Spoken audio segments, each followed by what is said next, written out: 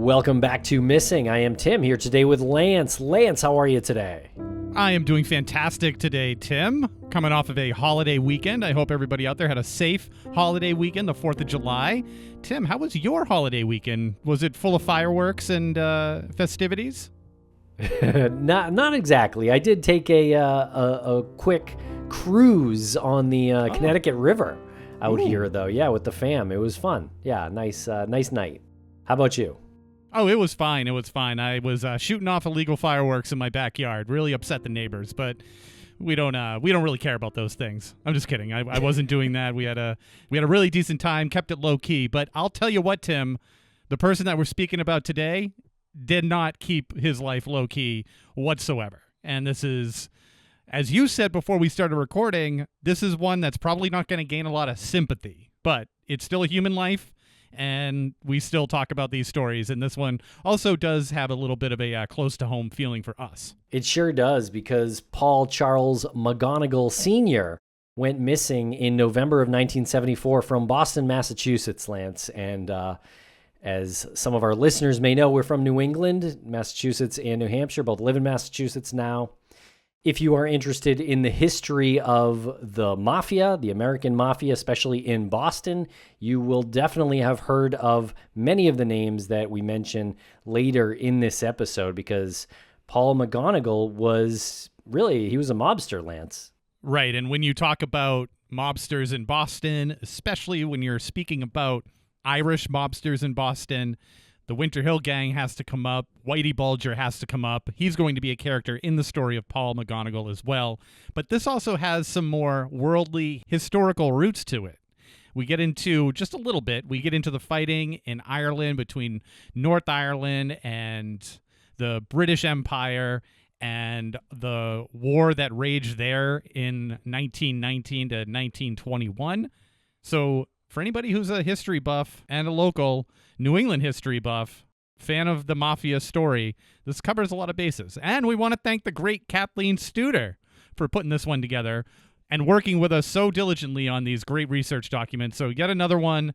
We need to have a sound effect of a home run being hit. Yeah, she's great. Thanks a lot, Kathleen, for this one as well. Very interesting stuff. And Tim, you have a big announcement, don't you?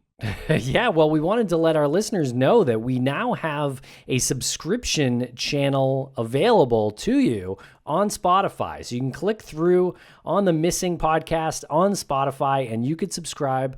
We are planning to do bonus episodes that maybe like 2 a month. I don't know. I guess we haven't figured this out exactly yet, but that'll be a lot of fun because we used to do that weekly and it was always a blast. So you can definitely subscribe now. And if you're on Apple Podcasts, you can subscribe there as well to CSM Premium. You get all Missing episodes and Crawlspace episodes ad-free. Also, if you are listening on Apple, you might want to switch over to Spotify because we are a video show on Spotify. So check us out over there. We'll add some pictures along with us talking on this wonderful video platform.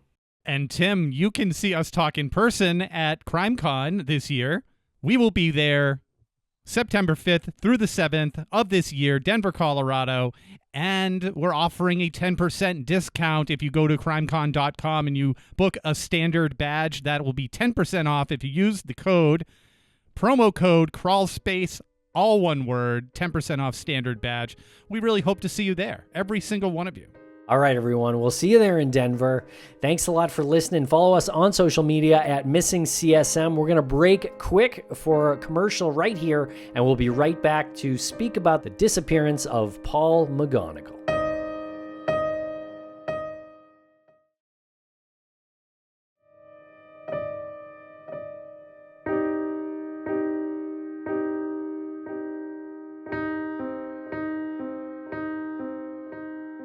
Paul McGonagle was the son of an Irish immigrant in South Boston, Massachusetts, where being Irish still ran thick in the blood of many in that community. And in the early 20th century, Ireland had been a hotbed of disharmony in fighting the Irish War of Independence from England during 1919 to 1921. And we know we have some good Irish friends who listen to Crawlspace and to Missing, and a lot of them will hear us talk about this Irish history, but we're not going to get super deep into it. So the war ended with Northern Ireland remaining part of the United Kingdom, and the rest of Ireland became the Irish Free State when the Anglo-Irish Treaty was signed in December of 1921. But even in 1922, violence still ran rampant, and the Irish Civil War erupted with the IRA, the anti-treaty movement, and the Irish Free State, which was pro-treaty, fighting over the results of the Anglo-Irish Treaty. And the McGonagles hailed from County Donegal, which was part of the Irish Free State area, separated from the rest of Ireland by Northern Ireland. So a very, very violent place to exist, a very violent place to live. And 21-year-old Daniel McGonagle left those violent skirmishes in the north of Ireland. He boarded the ship, the SS Cameronia, and came to the United States during this time. It sounds like a cliche, Tim, but he came to the United States with a dream and $35 in his pocket, which to today's dollars is about $670. Thank you, Kathleen, for putting that in there. We always love those little tidbits of information. We do, but still not a lot of money to just arrive in a random country with. I don't know how far that'd take you today. Not very far. I mean, you can get some bus fare, maybe, try to go to an area that has a lot of opportunity to do like day laboring and just kind of scrape it together and go from there. Yeah. So he arrived in the United States on October 2nd, 1922, and like many others was processed right through Ellis Island, New York. And the passenger log lists his occupation as a laborer and that his destination was Dorchester, Massachusetts. Why Dorchester, you ask? Well, he intended to join his cousin Neil Doherty there and become a naturalized citizen of the United States. So this was a new life away from the violence of Ireland. And Marguerite McKenna Lance was born in 1908 in Boston to Irish immigrants, and her father was also from County Donegal in the north of Ireland, while her mom was born in the southern Central Coast area. And her early life was full of struggles here in the United States, as she was the only child of 4 that Daniel and Marguerite had that survived life past the age of 3. So let's look at that detail again. She was the only child of 4 that had survived life past the age of 3. That's incredible. Yeah, that's very sad to think of. And Marguerite's father died when she was 4 years old, and her mother survived by taking on boarders to make ends meet. So some roommates. And by 1930, Marguerite was working as a bookkeeper in a retail shoe store and still living with her mom in South Boston at 851 East Broadway.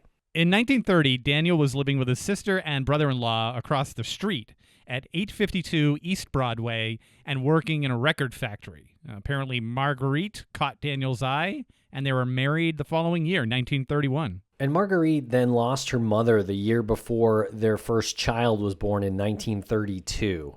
That child, Patricia, was born in 1933, followed by Kenneth and Donald before Paul was born in 1939. And they would go on to have 5 more children before their last one in 1950 for a total of 9 children. And at this time, Daniel is now working for the federal government as a guard, and they are living just 1 block from where they met in South Boston. So they're really knitting themselves into the fabric of the South Boston community here. And South Boston is where the colonial troops forced the British to abandon Boston by aiming cannons at their fleet in the harbor, or the Haba, on March 17th, 1776, St. Patrick's Day. And this ended the 11-month battle over Boston.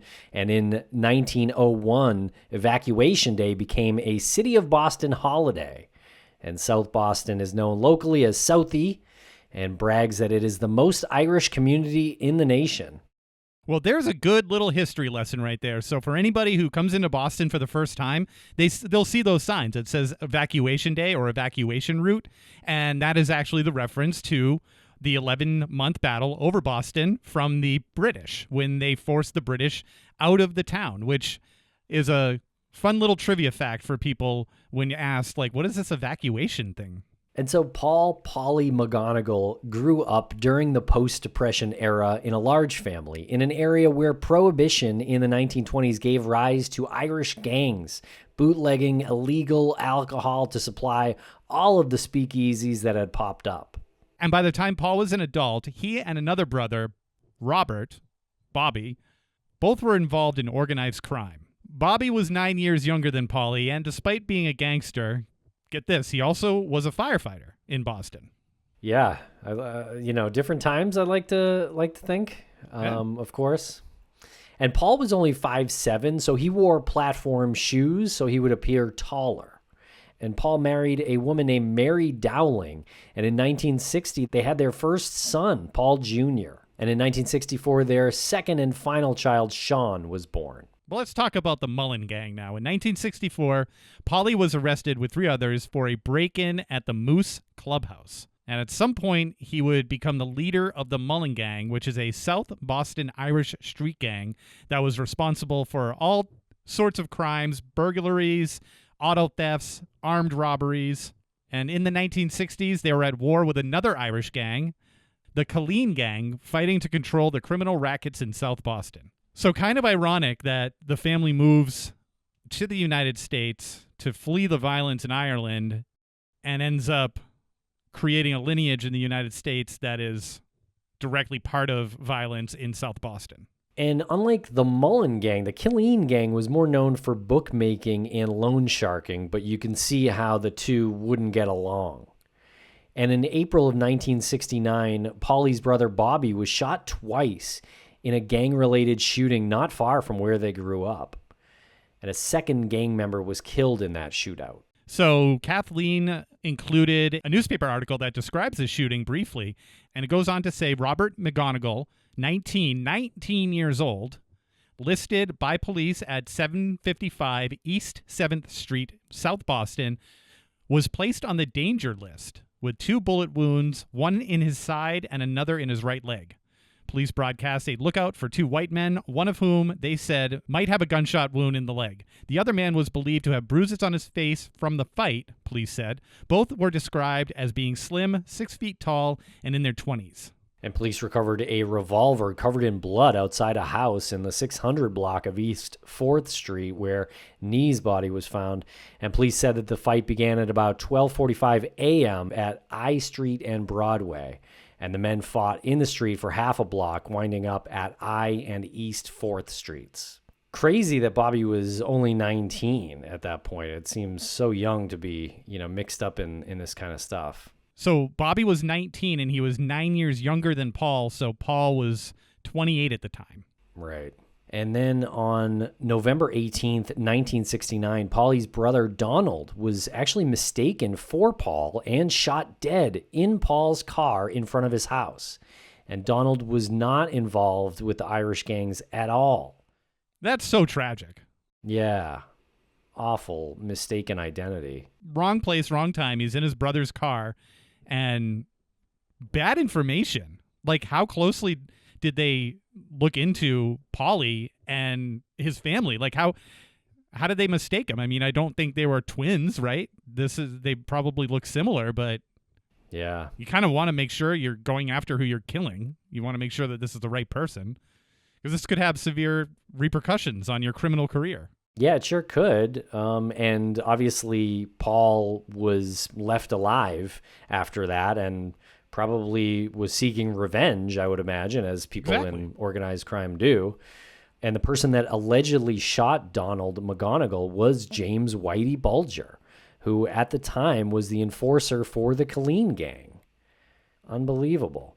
And Paulie's young son, Sean, was watching his uncle Donald through the window and saw him get shot. That's terrible. Yeah. And Sean said that witnessing that took away a part of my childhood, and that's a direct quote. And Paul did vow revenge for the death of his brother. And that's really why I brought up how deep did they look into Paul and his family. We just said that the person who allegedly shot Donald was Whitey Bulger, who we mentioned at the top of the episode.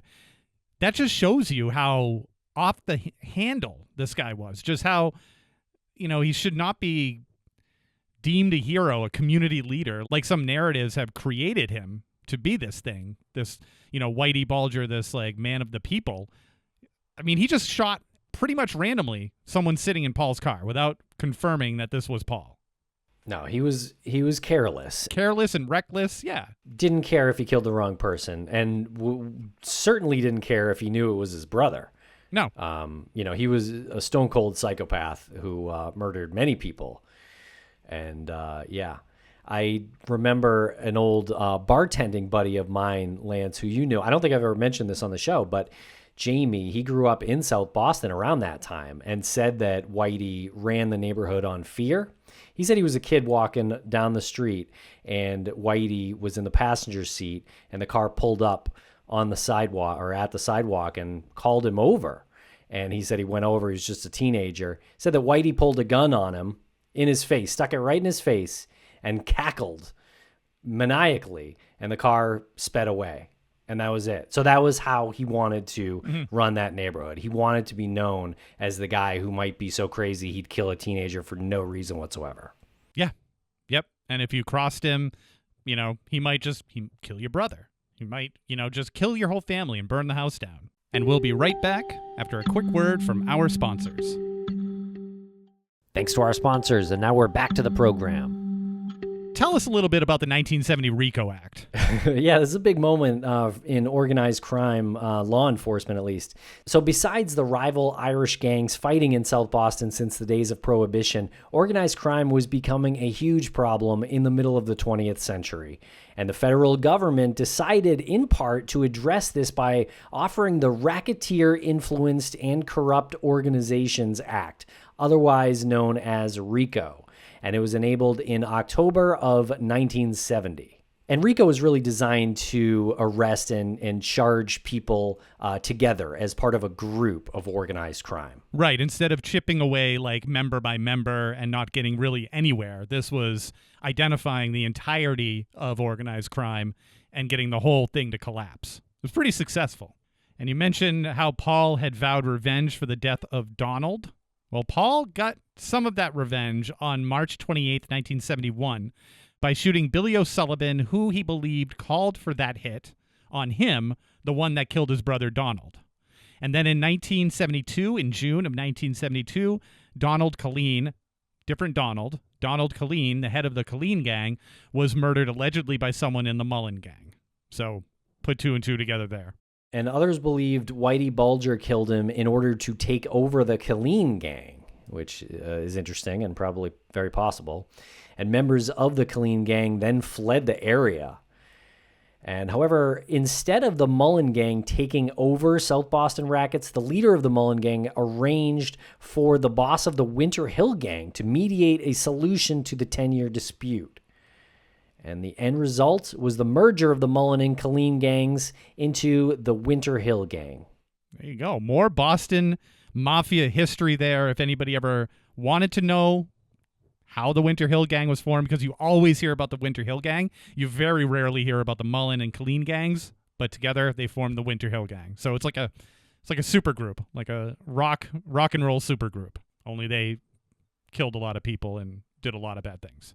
And Howie Winter was in charge of the Winter Hill gang and did not want any of the former rivals causing problems in the amalgamated gang and ordered the murder of any member that was deemed as subversive. And Paulie still wanted revenge for the murder of his brother Donald, and so in November of 1974, Paulie went missing.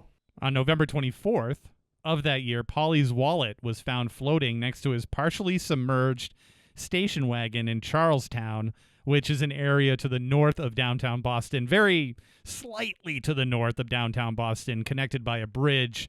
And a lot of people are familiar with Charlestown because there was a famous movie made about it called The Town, which is excellent. And especially back then, Charlestown was an area that was known for the reputation of its residents being connected to organized crime or being a community, a haven of alleged organized crime-connected people. And by the end of the 1970s, Whitey Bulger had become the boss of the Winter Hill gang. And Bobby McGonagle married a woman named Catherine Grieg, who may sound familiar to you because she later married Whitey Bulger. But Bobby and Grieg divorced in 1973. And in 1975, she became Whitey's girlfriend. And Catherine had a twin sister, Margaret, and a younger brother, David, that would become an associate of Bulger's. So you're getting this whole, incestuous thing going on between Whitey and Bobby and Catherine. So this does not have the earmarks for ending well. Yeah, for sure.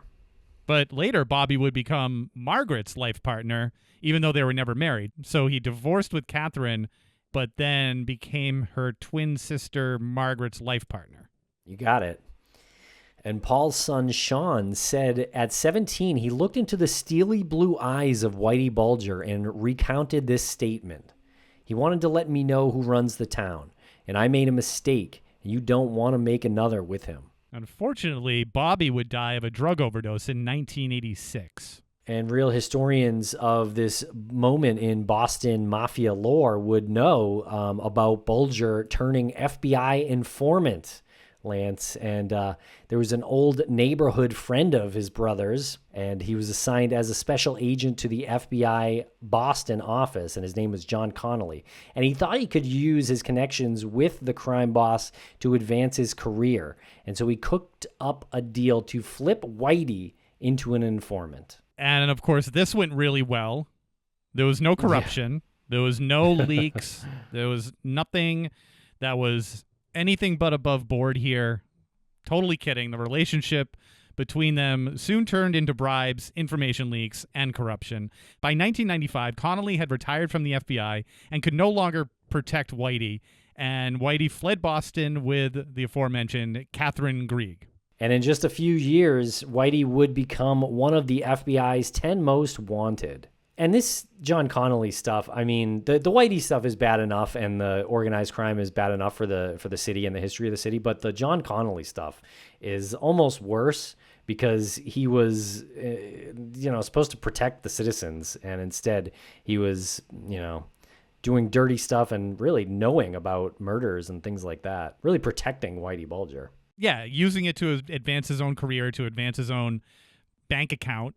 Just got drunk on the power of the whole thing, and not a lot of people talk about John Connolly, in my opinion, as much as they should when they're talking about Whitey Bulger. He was just as bad because he used that position of power to enhance his own life. Yeah. But it didn't really work because the FBI had been investigating Connolly, and in 2005, he was indicted on murder and conspiracy to commit murder in regards to information he leaked to Bulger. So there you go. He was convicted and sentenced to 40 years. Yeah, that movie Black Mass is not bad, too, with Johnny Depp playing Whitey Bulger. Pretty good. It goes into a lot of this stuff with John Connolly as well. And John Connolly was actually, he's still alive. He's 84 years old, and he was paroled in February of 2021 on medical grounds. That's what I'm getting from this Wikipedia article. Fugitive mobster James Whitey Bulger is finally captured. We have captured one of the FBI's 10 most wanted fugitives, a man notorious in Boston and around the world. That announcement today by the FBI brings to an end a global 16-year manhunt for the former informant wanted for 19 murders. And Whitey Bulger was finally captured in Santa Monica on June 22nd, 2011, and Catherine was still with him, and she was arrested as well. And Bulger was indicted and convicted of 31 of 32 crimes federally, to include the murder of Paul McGonagle. And he was not charged in the death of Donald McGonagle, nor was he charged for any state crimes.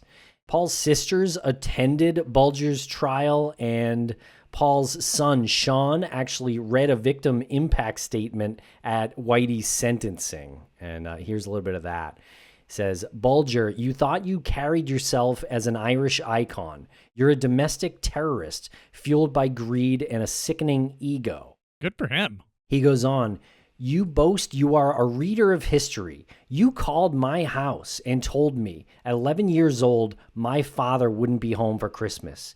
You told me you'd use me for target practice. The electric chair is too good for you. The comfort I take is that you live in that 6x8 foot cell and you die another day, said McGonagle. Pretty powerful stuff there.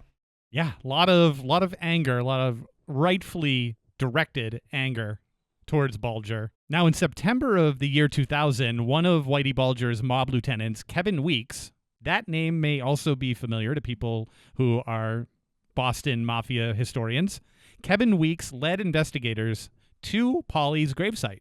He had been buried in a shallow grave on Tenian Beach in Dorchester, Massachusetts. In the 26 years he'd been there, his bones became the consistency of wet cardboard due to the seawater seeping in. It had been 26 years that he was buried in a shallow grave. Yeah, wild. And the only items that were recoverable were his dentures, clatter ring, platform shoes, and the bullet from his skull. Wow. His platform shoes survived. And this is a really haunting part. Witnesses would later report that when Whitey Bulger would drive past the beach, he would say, "Drink up, Paulie." Unbelievable. Do you think Whitey Bulger, not a question at all in my head, do you think Whitey Bulger had a statement for every victim that he was responsible for killing?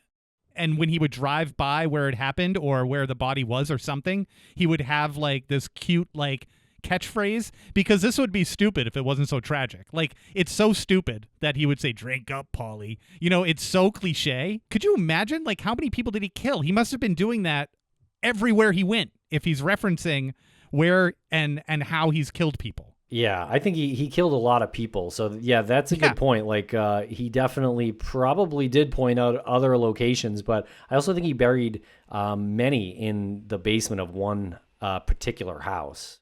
Right. Could you imagine being in the car with him? Like, you're going on a car ride with Whitey and you have to, like, sit through this? Yeah. You turn a corner and he's like, "Drink up, Paulie." Like, yeah, we got it. Infamous Boston mobster James Whitey Bulger is dead. Sources telling the I-Team Shuttle Fiandaca the 89-year-old was murdered in a West Virginia prison just hours after he was transferred there.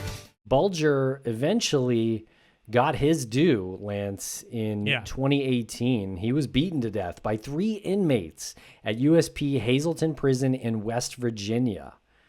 And the murder of Whitey Bulger had apparently been planned by inmates as soon as they were aware that he would be staying at the prison. And it took only minutes to commit. Yeah. And I do appreciate Kathleen Studer's research here. She does write he was murdered in prison. This is worse than a murder. This is exactly what Sean, Paul's son, would have secretly wished happened to him. This is brutal, what they did to Whitey Bulger. And he had to have been alive for most of it. Yeah. And we've got a clip here that we're going to play from a YouTube channel known as DJ Vlad, who interviewed a guy named John Red Shea. He was beaten to death by multiple inmates with a sock wrapped with a padlock and a knife. A lock and a sock. Yeah. Lock and a sock. And a homemade knife. They gouge out his eyes and they almost tear out his tongue. That's what you do to a rat. When you found out about the murder, what'd you think? I was upset that it wasn't me. So it made you mad that you didn't get to do it yourself? It made me upset that I didn't get to do it. Yes. Do you have any idea why they did it? Yeah, because he's a rat. He was a legend before we found out that it was a rat, right? Because it was head of the Irish mob, Whitey Bulger, and, you know, a mystique individual and all that. I just want to add, this is how hated Whitey Bulger was. The person that Vlad is interviewing here, John Red Shea, he has no problem saying that he was upset that he wasn't part of the murder. He was upset that it wasn't him that was responsible for Whitey Bulger's death. He just publicly says that. Yeah, cold as ice, Lance. Yeah, and that's how hated Whitey Bulger was. You can see why. People like this, they're mad they didn't have a hand in it. And we'll be right back after a quick word from our sponsors. Thanks to our sponsors, and now we're back to the program. And so in 2015, Mary McGonagle, along with Paul Jr. and Sean, filed a $10 million civil action lawsuit against the federal government for negligence and intentional infliction of emotional distress. Wow. Yeah. And they alleged that the FBI, through John Connolly, knew that Paul was dead and where his body was buried. I mean, I don't see how they're wrong on that. Right. I was just going to say that right there is so obvious to me. Like, John Connolly, I'm going to give it a 99% chance, knew that Paul was dead and where he was buried. The McGonagles claim that information was withheld from their family for many years, not allowing them to have closure about what had actually happened to Paul. But in 2016, a U.S. District Court ruled that the FBI had no legal duty to report anything they knew to the McGonagles, and they dismissed the claim. That sucks. You know, that it sucks that the claim was dismissed. I guess you can see why a U.S. District Court would say that, because they don't want to set a precedent and have the FBI needing to report on every single case to whomever requests it. And they'd also owe so much money to every family of Whitey Bulger victims. Much money. Yeah. So, yeah, I could see why they didn't want to set that precedent, but definitely seems like John Connolly knew. And, so, I mean, that's kind of what we're talking about this almost being worse. Like, he wore a badge like John Connolly, just had no respect for the citizens of South Boston, people he grew up around. Yeah, or for the role that he was put in. You know, people dream of becoming an FBI agent. That's like a dream that people have when they're a kid, and then they go through some form of training, some form of law enforcement. Maybe they go into the military, but they set their life up in a way where they're going to finally be part of the FBI. And the training to become an agent, like, that's insulting to everybody who's done that. And some people who haven't made it, who have tried and they didn't make it for some reason. And then you got this guy who makes it, but then just friggin' blows it all up. Yeah. What a dirtbag. He's a piece. And, obviously it goes without saying that Whitey was waste of life as well as many of these other folks. But there are going to be criminals in every city, in every major city especially. Organized crime is going to happen. But the FBI agent who is corrupt, hopefully does not happen in every city. Right. Yeah, and the mafia goes back centuries, right? It's like so historically steeped in different characters and stories, and, it's created a whole industry in itself, a whole movie and entertainment industry in itself. But included in this research document that Kathleen put together for us is the Winter Hill organization around 1975, and it's the tree branches and the tree chart that shows the hierarchy of the organization. And I'm not going to name any of these guys, but they all look like dirtbags. I think they're mostly made of mugshots. These are mostly mugshots. Which obviously, you can see that they're holding the sign, but some of them are not mugshots, but they all just look like dirtbags. Just a collection of loser men, really. Yeah. Organized crime, Whitey Bulger Associates, Steve Flemmi, Moderano on there. You got Howie Winter wearing sunglasses. Yeah, look at him. Look at Howie Almost looks Winter. Like a fake nose, too. Yeah, he looks like he's wearing Groucho Marx glasses with a nose. I mean, they all look so beaten down and just burnt out. Don't they just look like they've just, driven cross-country without sleep? Yeah. All right, well, that is it here for the disappearance of Paul McGonagle. So he did go missing amidst a tense gang rivalry, basically, and was essentially murdered by one of those gang leaders, probably Whitey Bulger. So, yeah, that's kind of what we meant, where, he's not the most sympathetic figure when compared to some other episodes we produce here, Lance, but certainly an interesting story, and I hope our listeners enjoyed the history lesson and this approach to this one. Yeah, for sure. And again, thanks to Kathleen for putting this together, Kathleen Studer.